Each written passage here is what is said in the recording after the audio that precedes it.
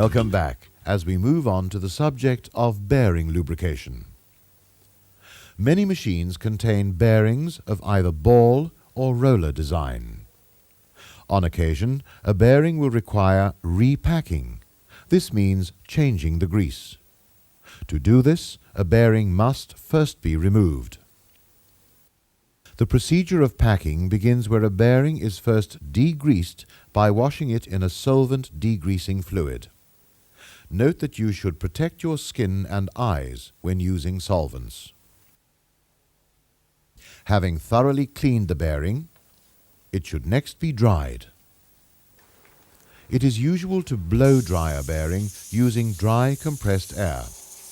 Note, however, that one should never allow a bearing to spin in the airstream and always blow away from your body. The bearing must now be packed before rust has a chance to form on the dry surfaces. The next step is of great importance. Always make sure that your work area is perfectly clean and free of dust and dirt. We do not want any grit to get into our bearing. Next, we obtain a clean container of the specified grease. It is recommended that you wear rubber gloves during the packing process. Ensure that the grease and any tools you use are perfectly clean. Grease is now packed into the bearings in the manner being demonstrated. Note how the grease is being pushed well into the rolling elements and not simply smeared over them.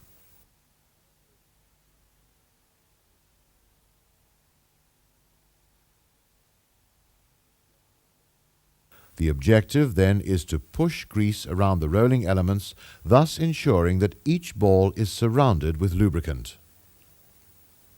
On this type of bearing, we must leave space for expansion. This is achieved by removing surplus grease. Ideally, we must be able to see the bearing separators emerging through the grease. The bearing is now fully packed.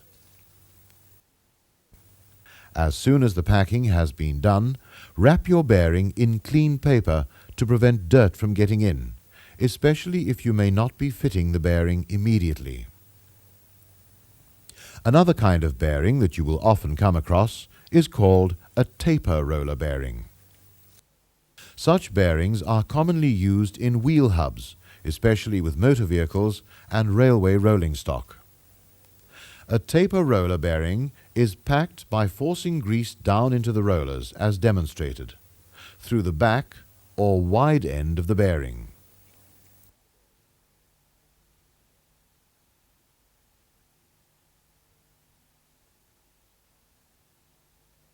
Grease must, as with other bearings, completely surround each rolling element. As a rule, there will be two bearings to support a hub, known as the inner and the outer bearing. Between the two bearings, there is a large space called the hub cavity. Grease is usually used to semi-fill this cavity. However, it must never be completely filled.